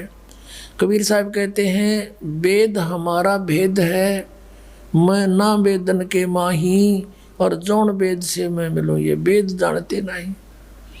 वो वेद कौन सा है? सूक्ष्म वेद, उसमें परमात्मा के पाने का विधान सतनाम लिखा है क्लियर। इन वेदों में वो सतनाम नहीं है। परमात्मा कहते हैं सो हम शब्द हम जग में लाए, और सार शब्द हमने फिर भी गुप्त छिपाए। कागज कलम कलेस है रंग होरी हो, वहाँ स्याही का नहीं काम राम रंग होरी हो। तारंग मंत्र ली जिए रंग होरी हो। तारंग मंत्र पार करने वाला मंत्र ले ले। कौन सा? तारंग मंत्र ली जियो रंग होरी हो, यो सतनाम का नाद राम रंग होरी हो। वो सुकृत नाम उचार है रंग होरी हो, वो लीला अगम अगाध राम रंग होरी हो। सोहम ऊपर और है रंग होरी हो, सत सुकृत एक नाम राम रंग होरी हो। कहते हैं सोहम से ऊपर भी एक और नाम है जिससे मोक्ष होगा। ओम सोहम मध्य है रंग होरी हो, वो मूल मंत्र पावे राम रंग होरी हो। कहते इन मंत्रों से भी अलग वो एक और सार नाम है, मूल मंत्र है, वो नहीं मिलाते, ये भी यूजलेस है। ओम आनंदी लहर है रंग होरी हो, ये सोहम मुक्ता संद राम रंग होरी हो। अपनात्मा ये है सूक्ष्म वेद, जो इस चारों वेदों से भी जटिल ज्ञान है। हर सिंपल लैंग्वेज में ज्ञान का और लैंग्वेज का कोई मेल नहीं होता। वही ज्ञान किसी भी लैंग्वेज में हो, पर उस ज्ञान के का जानकार तत्वदर्शी संत हो, वो सब साफ कर देता है, समझ लेता है। यहाँ कहा है कि जो ओम मंत्र है, जैसे श्रीमद् भगवद गीता अध्याय नंबर 8 के श्लोक 13 में गीता ज्ञानदाता कहता है कि अर्जुन ओम इति एकाक्षरम ब्रह्म व्यवहारण मामन समन्वय पर्याति तजन देहम सयाति परमाम गतिम। मुझ ब्रह्म का केवल एक अक्षर ओम है, नथिंग एल्स। और जो इसका अंतिम सांस तक सिमरन करता हुआ शरीर छोड़कर जाता है तो परम गति को प्राप्त होता है। कौन सी परम गति? जो ओम से होने वाली परम गति है। ओम से कौन सी परम गति होगी? ब्रह्मलोक प्राप्ति होगा। ये ब्रह्म की का जाप है। और ब्रह्मलोक में गए हुए प्राणी भी पुनर्वर्ती में है, जन्म मृत्यु होता है, ये पूर्ण मोक्ष नहीं होता। फिर ये कहता है कि तू सर्वभाव से 18वें अध्याय के 62वें श्लोक में कि तू सर्वभाव से उस परमेश्वर की शरण में जा, उसकी कृपा से परम शांति को, सनातन परम धाम को प्राप्त होगा। अपने विषय में कहता अर्जुन तेरे और मेरे बहुत जन्म हो चुके, तू नहीं जानता मैं जानता हूँ। चौथे अध्याय के 5वें और 9वें श्लोक में गीता जी अध्याय नंबर 2 के 12 में, गीता अध्याय नंबर 10 के 2 में। और फिर 15वें अध्याय के 1 से 4 का निष्कर्ष है कि उल्टे लटके हुए संसार रूपी वृक्ष है ये, इसके सभी विभाग जो बता देगा वो तत्वदर्शी संत है। उसके पश्चात परमेश्वर के उस परम पद की खोज करनी चाहिए, जहाँ जाने के बाद साधक फिर लौटकर कभी संसार में नहीं आते, उनका पूर्ण मोक्ष हो जाता है।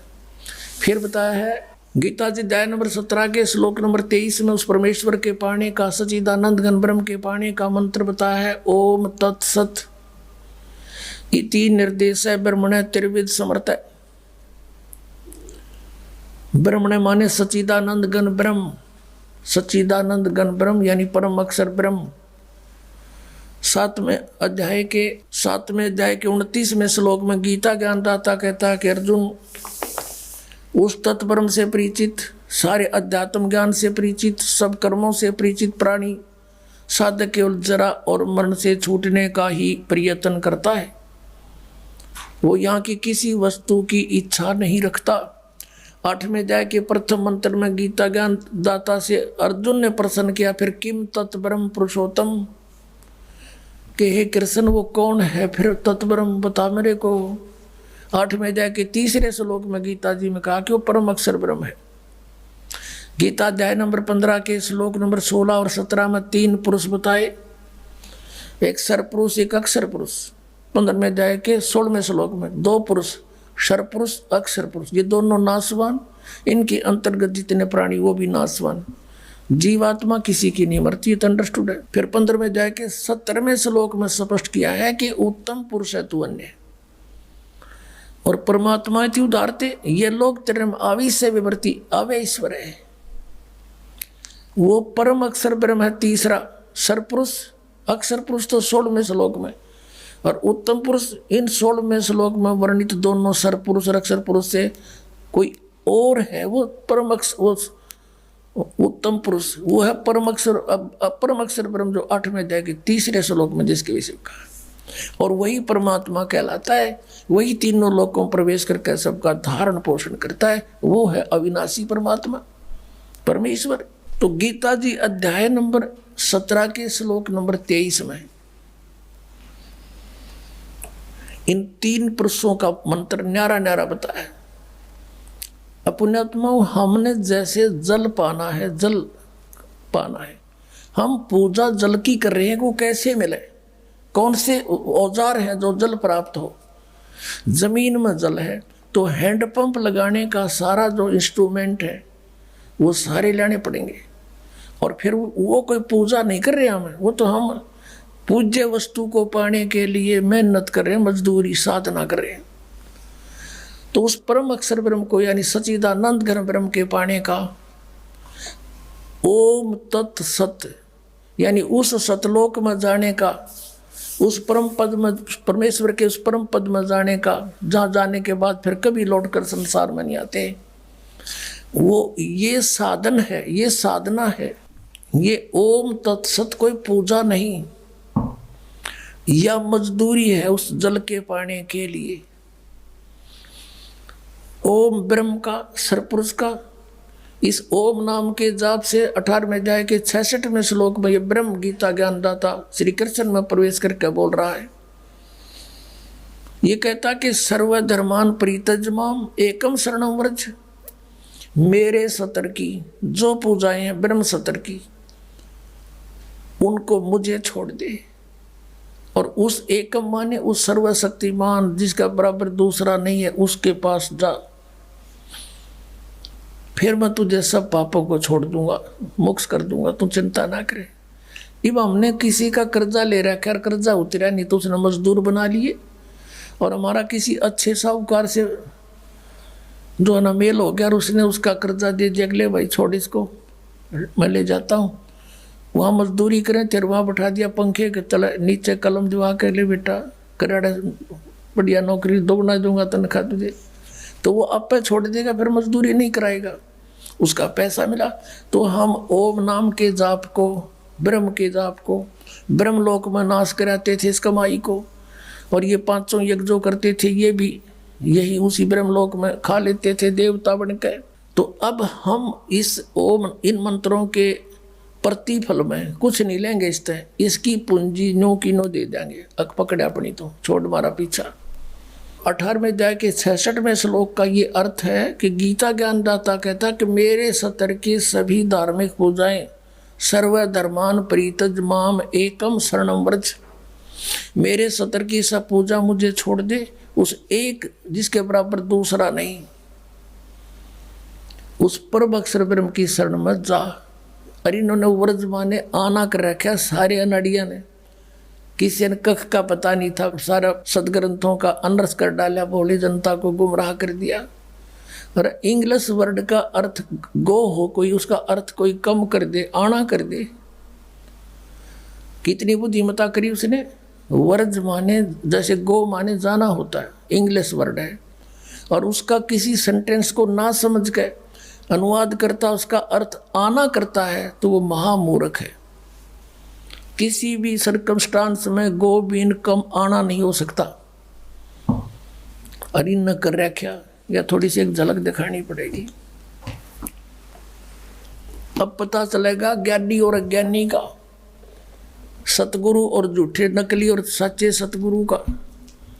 ये है श्रीमद् भगवद गीता, गीता प्रेस गोरखपुर से प्रकाशित अनुवाद करता है जय दयाल गोविंद का।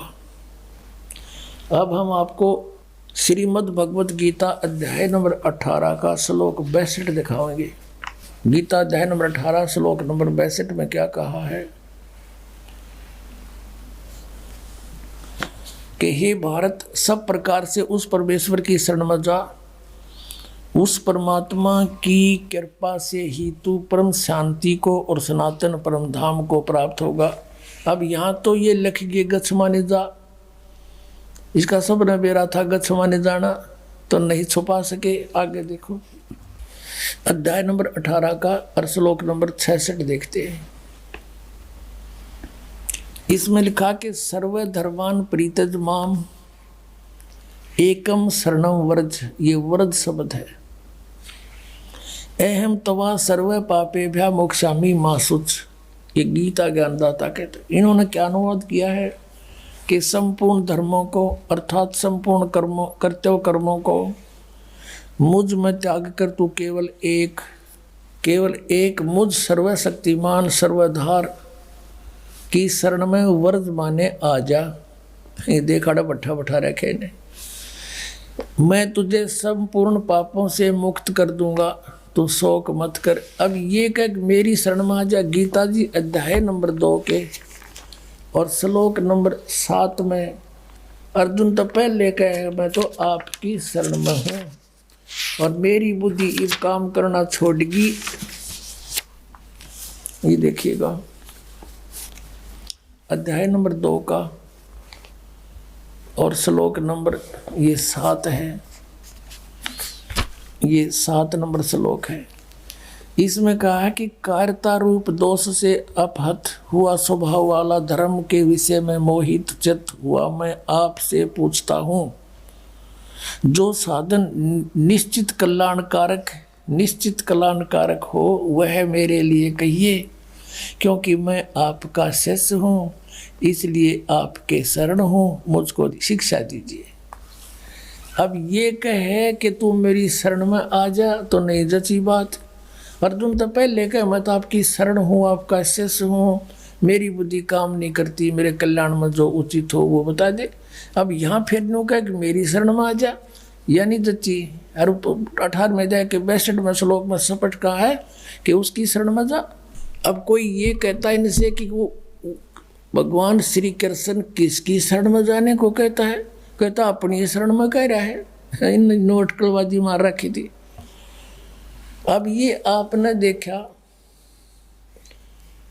गीता प्रेस गोरखपुर से प्रकाशित पुस्तक जिसमें वर्ज माने आना लिख रखा है, जबकि वर्ज माने जाना होता है। आपको शब्द कोश दिखाता हूँ। संस्कृत हिंदी कोश,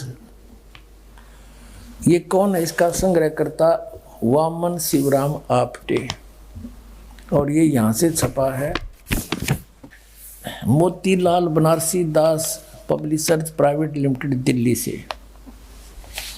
इसमें दिखाते हैं आपको, ये देखिएगा वर्ज, यहाँ पर है वर्ज। वर्ज माने जाना, चलना, प्रगति करना, विदा होना। अब आपको दिखाते हैं ये तो सब नकलियों की, एक का कुएं का पानी, एक का कुएं की भांग पी रखी। नहीं देखो, श्री सुधांशु जी आचार्य, श्रीमद् भगवत गीता आचार्य सुधांशु जी महाराज, और ये प्रकाशक हैं विश्व जागृति प्रकाशन, ओंकारेश्वर महादेव मंदिर, जी ब्लॉक मानसरोवर गार्डन दिल्ली। यहाँ से ये इनके प्रकाशक हैं मुद्रकंज के। ये है 18वें अध्याय का 66वां श्लोक, 18वां अध्याय और 66वां। सर्व धर्मान परित्यज माम एकम शरणं व्रज, अहम तवा सर्व पापे भ्यो मोक्षामि मा शुच। संपूर्ण धर्मों का आश्रय छोड़कर तू केवल मेरी शरण में आ जा। ठीक है, ये तो सुधांशु जी।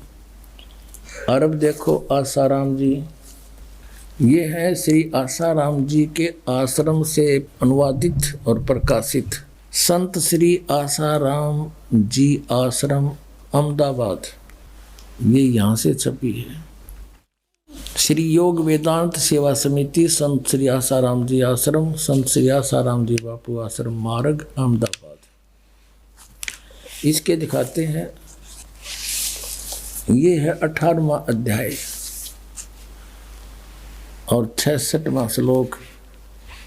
एकम शरणं व्रज। संपूर्ण धर्मों को अर्थात संपूर्ण कर्तव्य कर्मों को मुझ में त्याग कर तू केवल एक मुझ सर्वशक्तिमान सर्वाधार परमेश्वर की शरण में आ जा। व्रज माने आ जा। अब दिखाते हैं ये सतपाल अंसा देश वालों की। ये देखिएगा श्रीमद् भगवत गीता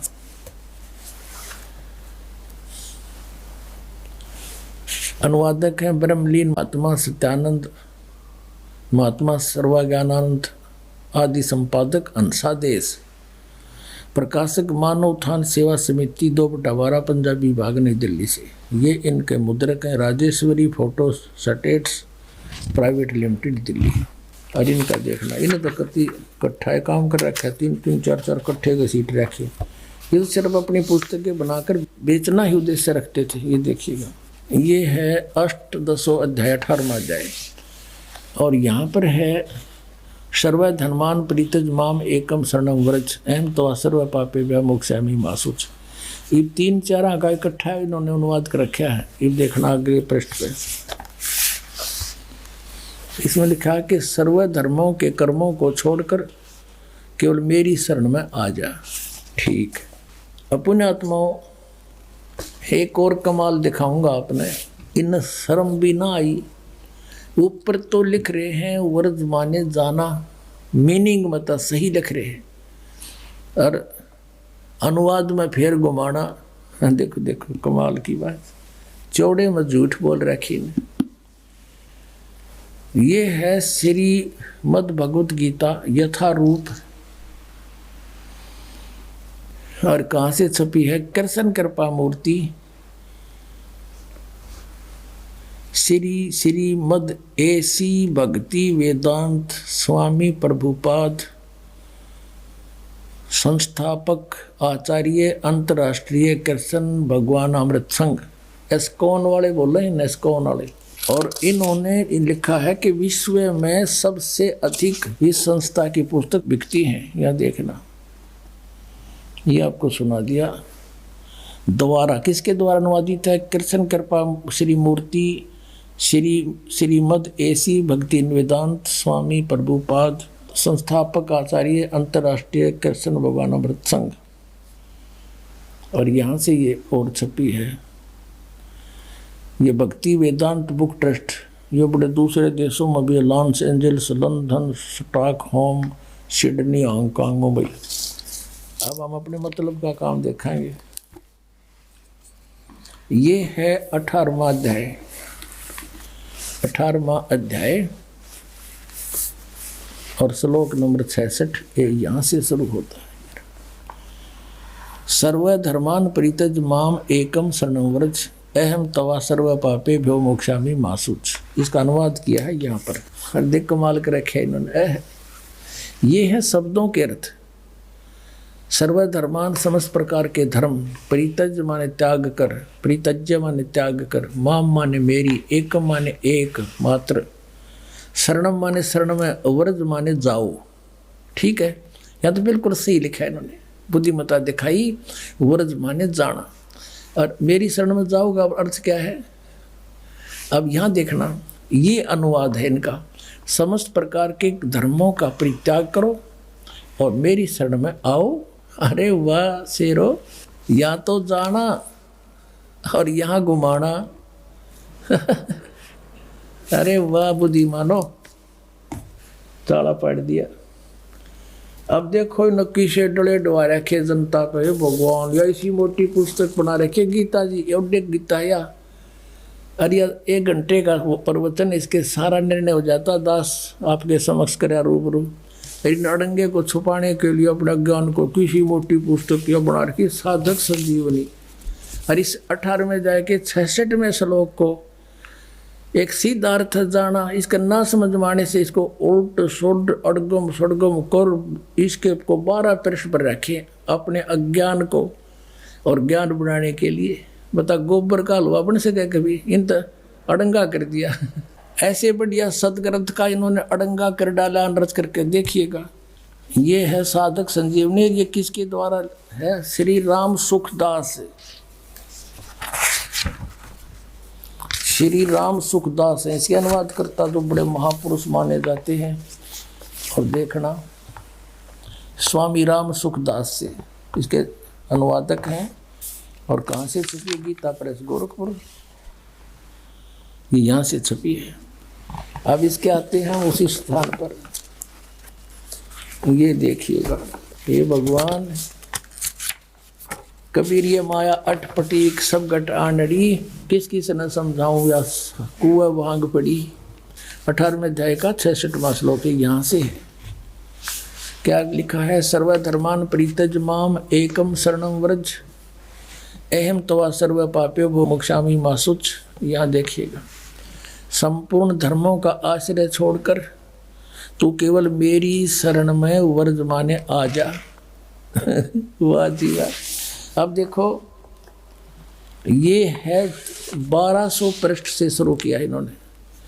इस व्रज माने जाने को आना अड़ंगा करने के लिए यहाँ से शुरू करी थी बकवाद इसने। देखकर कितने छोटे छोटे अक्षर हैं, अखबार के से समाचार पत्र जैसे, और कितनी बढ़िया पुस्तक देखिए।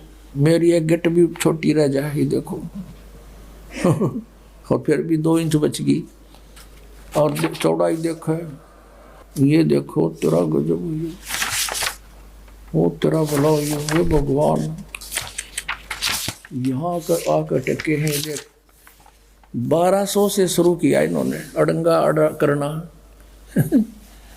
बता। और फिर यहाँ आके ये 1217 पर 17 पृष्ठ, उत्तरा गजब 1217 पे यहाँ तक ये चल रहा है। 18वें अध्याय का 66वां श्लोक।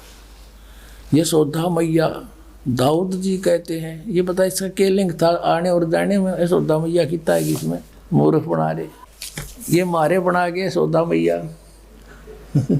सारे भूत बनवा दिए मारे। अब गीता जी में कहीं भी नहीं लिखा हरे राम कृष्ण कृष्ण हरे हरे राधे राधे श्याम मिला दे। है ये कोई मंत्र? ये कहाँ से लाया? ये शास्त्र विदिता का मनमान आचरण है। और गीता जी अध्याय नंबर 16 के श्लोक 23 में कहा कि शास्त्र विधि को त्याग कर जो मनमान आचरण करते हैं उनको ना तो सुख हो, ना उनकी गति हो, ना कोई सिद्धि प्राप्त हो, यूजलेस। फिर कहा कि अर्जुन इससे तेरे लिए कर्तव्य की अवस्था में सदग्रंथ ही प्रमाण है, उनसे बाहर कोई भी मंत्र जाप मत कर लिए, ना तो बिरान माटी हो जाएगी। और ये सारे इस्तेबार करा आउट ऑफ सिलेबस पढ़ा रहे हमारे को। एक और दिखाते हैं, बहुत बड़े विद्वान माने जाते थे डॉक्टर सर्वपल्ली राधाकृष्णन, कहते इस जैसा विद्वान तो धरती पर नहीं हुआ। ये देखो, ये है इसके राइटर, अनुवाद करता। ये हिंदी पॉकेट बुक से छपी है। विश्व विख्यात दार्शनिक डॉक्टर सर्वपल्ली राधाकृष्णन के अंतर्राष्ट्रीय ख्याति प्राप्त गौरव ग्रंथ। अब इस गौरव ग्रंथ में देखेंगे, ये देखो सर्व, ये 66वां श्लोक 18वें अध्याय का। सर्वधर्मान परित्यज माम एकम शरणम व्रज। सब कर्तव्यों को छोड़कर तू केवल मेरी शरण में आ जा।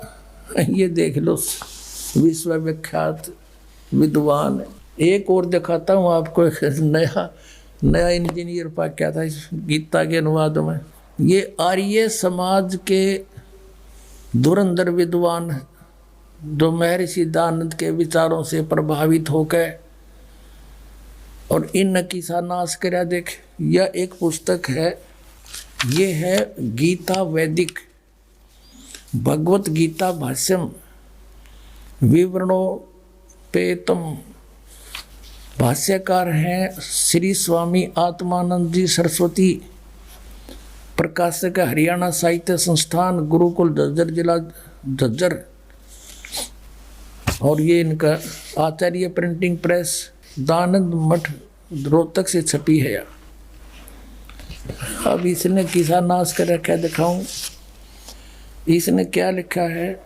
प्राकथन में एक गए पृष्ठ पे क्या लिखा है, देखिएगा ताड़ा पाठा। कई चतुर शिल्पी ही इस तह को मूल रत्न में से एक अणु को नष्ट किए बिना दूर कर सकता है।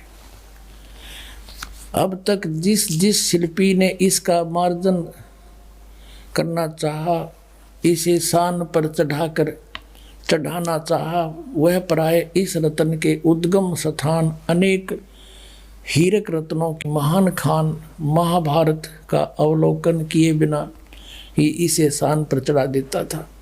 जिससे इस रत्न में कुछ न कुछ खनिज मिल भी रह ही जाता था, मल भी रह जाता था। और अब क्या बताया है कि वे चतुर शिल्पी प्राय पाठकों के परिचित ही हैं। आपका यहाँ लिखा है, अब साहित्य समाज के सौभाग्य में से इस रत्न यानी को एक चतुर शिल्पी मिला है जो इसकी मूल खान से केवल परिचित नहीं है अपितु वह इसका भली भांति निरीक्षण भी कर चुका है। उस शिल्पी के पुरुषार्थ से गीता रत्न बहुत कुछ अपनी वास्तविक आभा को प्राप्त कर सकता है। और कहते हैं इस शिल्पी ने शान पर चढ़ा के और इस गीता को छांटा है, यानी एक शान हो से जैसे लोहार करा करें उस पर कोई पिना करें लोहे की घूमती हुई फिर किसी होती है, उसने घिसा के और उसका कोई औजार बनाते हैं। ये नो कह है कि इस आत्मानंद आर्य समाजी आचार्य ने गीता को सही काट छाट कर सही रत्न काट दिया। इसने 700 श्लोकों में से 200 श्लोक सेलेक्ट किए हैं। नो कहे ये 200 श्लोक हैं बस ये गीता में, बाकी तो रिजेक्टेड है। ये देखिए इसका अकल कहाँ तक कित तरह सारे की बिजली पड़ रही है इनमें। अब ये क्या बताता है, अब थोड़ा सा हिंट दूंगा अपने में, घना तो इतना समय नहीं इनको बर्बाद करने का। ये क्या बताता है, गीता में प्रक्षेप यानी मिलावट है गीता में। यूनो का है आत्मानंद 9, 10, 11 और 12 अध्याय ये सारे मिलावट हैं। 9वें अध्याय के प्रथम श्लोक को छोड़कर और 9वां 10वां और 11वां और 12वां सभी अध्याय प्रक्षिप्त हैं, इनमें मिलावट से। अच्छा ये देखिए 13वां अध्याय, इसमें 13वें अध्याय के प्रथम से लेकर 6 श्लोक प्रक्षिप्त हैं। ये तो मिलावट से, बाकी ठीक से। अब 14 अध्याय का 14वां अध्याय, 14वें अध्याय में 2, 3 और 4 श्लोक प्रक्षिप्त हैं, बाकी ठीक है। अच्छा और देखिए इसमें 5-10 अध्याय, इसमें 5-10 अध्याय 15वां अध्याय सारा ही नकली है। वारे शेर, अब इसने काट कर या बना दी पहलवान ने, देख या गीता बना दी। इसने तो इसी मोटी बनाई थी या बालक पर भी ना उठे, यूं चला ठीक करने। इसने बना दिया कॉमिक्स, नौकैया ओके है। एक राजा ने मकान बनाना था, एक मंत्री की ड्यूटी ला दी वजीर की। वजीर ने बहुत बढ़िया कारीगर ढूंढा, खाती कारीगर। उससे कहा भी तो बढ़िया मकान बना दे राजा का, और ओके सामान ला दिए, पैसे की चिंता मत करना, कदे मेरा बड़ा हट मरवा दे। मिस्त्री बोला जी ठीक है। वो ला बढ़िया अपने लकड़ी सतीर बढ़िया बढ़िया छाट कर क्या के चंदन के एक बहुत बढ़िया सैतीर लाया था, वुडन बीम, और अच्छा 20 फुट लंबा, 17-18 फुट लंबा, और अच्छा ऐसा मोटा और बहुत सुंदर। और कड़ी वड़ी ले आया, और राज तय लाग गया चढ़ाई करने। उस कड़ी और सैतीर को रखवा के एक और दूसरे मकान में राजा के में। मंत्री ने सोचा भाई राजा का काम है, और कहीं कोई चीज त्रुटि युक्त ना हो, किसी और मिस्त्री ने कारीगर ने और दिखा लूं। पूछा भाई कोई अच्छा सा कारीगर हो, जानकार हो लकड़ी के बारे में। पता चला जी ऐसे ऐसे है, तो उसको बुलाया और कारीगर को, उसको आके देखा भी देखना ये कड़ी लाए हैं, ये सतीर लाए हैं, ओके है कि नहीं। अब उसने सोची जैत ने ओके कह दी तो उस कारीगर की महिमा बन जाएगी। ने बोला जी इस सतीर में तो बहुत नुक्स है, ये तो देख गुणिये में को नहीं, नो और नो है। अब वजीर ने सोची भाई बात बिगड़ गया तो फिर राजा डांट मारेगा। ने बोला जी इसने गुणिये में कर दे। वो रंदा ले रहा था साथ में, दे गदाए गद एक एक इंच तार दिया चारों तरफ से। ने बोला जी देख वो चमक गया। और वजीर ने सोचा भाई जमात तो बहुत बढ़िया बन गया बीता। उसने सोची एक और ने दिखा लो कदे फिर भी चूक रहेगी वो, एक और ढूंढ लिया बढ़िया सा। उसने पूछा भाई यो सतीर ठीक है। बोला ना जी तो कति खराब है, बांगा टेढ़ा है। बोला वह कर ठीक है। अब 2-2 इंच वो उतार गया, दे गदा दे गदा। उसने सोचा भाई एक और दिखा लो, तो लग गया था। वो तीसरा बुलाया, उसने पूछा बोला जिसमें तो बहुत नुक्स है। बोला वह कर ठीक है। वो भी फंड गया, 2-2 इंच वो उतार गया। कहने का भाव ये है वह कड़ी बना के धरती सतीर की, उस पिल उडन बीम की कड़ी बनेगी चारों तरफ से छोल छोल के। अब उस राज ने जो लाया था खरीदवा के सारे सामान अपने हिसाब से, उसने जब छत लेवल पे पहुंच गई दीवार, तब मजदूरों से कहा भाई वो सतीर लाओ पहले उठा के। वो गए सतीर ने, बोला 8-7 जने जाओ। वो 10-12 भेजे मजदूर, वह गए। बोला मंत्री जी सतीर बता। बोला यो खड़ी उधर है भाई। उन्हें एक जना जा उठाए। अब वो कारीगर ने कहा सतीर नहीं लाए तो खाली आने लग रहे। बोला यो ले रहे। अब वो उसका जच्चा क्यों सतीर इतना होया करे। वो फिर वहां गया जहाँ पर रखा हुआ था, वहां देखा वो पड़ा बुरा दानेरा, वो छोड़ रहा क्या। फिर मंत्री जी से बात करी, कहने लगे जी उस सतीर का यू किसने के कर दिया। ने बोला रे वाह भाई वाह तू अच्छा आदमी, मन मरवा हो क्या, ये सारा बिगाड़ रखा था, ओके ओके करवा दिया। तो इस वैदिक की ताले अंदर सतीर की कड़ी बना दी, ओके कर दिया यो। निरंजन धन तेरा दरबार, निरंजन धन तेरा,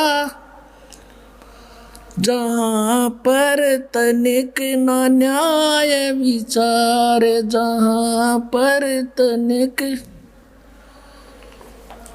निरंजन धन तेरा दरबार, निरंजन, जहाँ पर तनिक ना न्याय विचार। वैसा ओढ़े मुल मुल खासा, गल मोतियों के आर। वैसा ओढ़े मुल मुल खासा, गल मोतियों के आर। पतिव्रता को मिले न खादी, सूखा नरस आहार। निरंजन धन तेरा दरबार, निरंजन, जहाँ पर तनिक ना न्याय विचार, जहाँ पर तनिक ना न्याय विचार। भाई पाखंडी की पूजा जग में, संत को कहें लबाड़े। पाखंडी की पूजा जग में, संत को कहें लबाड़े। अज्ञानी को परम विवेकी, ज्ञानी को मूढ़ गंवार। निरंजन धन तेरा दरबार, निरंजन धन तेरा दरबार। निरंजन, जहाँ पर तनिक न न्याय विचार। कहे कबीर सुनो भाई साधो, या सब उल्टा व्यवहार। कहे कबीर सुनो भाई साधो, या सब उल्टा व्यवहार। सच्चों को तो ये झूठा बताओ, इन झूठों का एतबार निरंजन, धन तेरा दरबार निरंजन, धन तेरा दरबार जहाँ पर तनिक न न्याय विचार। परमात्मा कहा करते, देखो रहे कबीर साहब कहा करते, मुझे तो ये अनपढ़ और अशिक्षित और मूर्ख बताते हैं, और इन अज्ञानियों को ये महर्षि कह जिन अनर्थ कर रखे, सदग्रंथों को ना समझ के इनका नाश कर दिया। पुण्यात्मा, सौभाग्य आपका, इस प्राइम टाइम में आपका जन्म और ये सतनाम और सार नाम आपको मिला। धन्य आपके माता पिता जिनसे जन्म हुआ। बोलो सतगुरुदेव।